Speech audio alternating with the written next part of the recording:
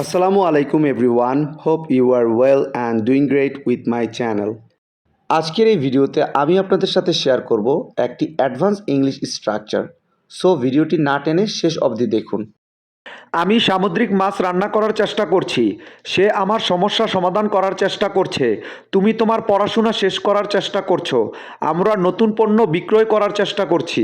এই প্রতিটা বাক্যে যে জিনিসটা কমন আমরা দেখতে পাচ্ছি সেটা হলো চেষ্টা করছি বা করতেছি। সো যখন আমরা কোনো সেন্টেন্সে এই ধরনের বাক্যটি দেখতে পাবো সেক্ষেত্রে আমাদের ব্যবহার করতে হবে ট্রাইং। এই টাইপের বাক্যগুলোকে ইংলিশে বলতে হলে সেন্টেন্স স্ট্রাকচারটি হবে subject plus am is are plus trying plus to plus verb plus others. চলুন তাহলে এই স্ট্রাকচারটি দিয়ে এক্সাম্পলগুলি দেখা যাক। আমি সামুদ্রিক মাছ রান্না করার চেষ্টা করছি। I am trying to cook sea fish. I am trying to cook sea fish. সে আমার সমস্যা সমাধান করার চেষ্টা করছে। He is trying to fix my problem. He is trying to fix my problem. তুমি তোমার পড়াশোনা শেষ করার চেষ্টা করছো। You are trying to complete your study. You are trying to complete your study. আমরা নতুন পণ্য বিক্রয় করার চেষ্টা করছি।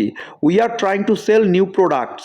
We are trying to sell new products. I hope এই স্ট্রাকচারটা আপনারা ভালোভাবে বুঝতে পেরেছেন। Now it's your turn. আমরা ইংরেজি শেখার চেষ্টা করতেছি। আমরা ইংরেজি শেখার চেষ্টা করতেছি। এই বাক্যটি ইংলিশে কী হবে আপনারা কমেন্টে লিখে জানাবেন।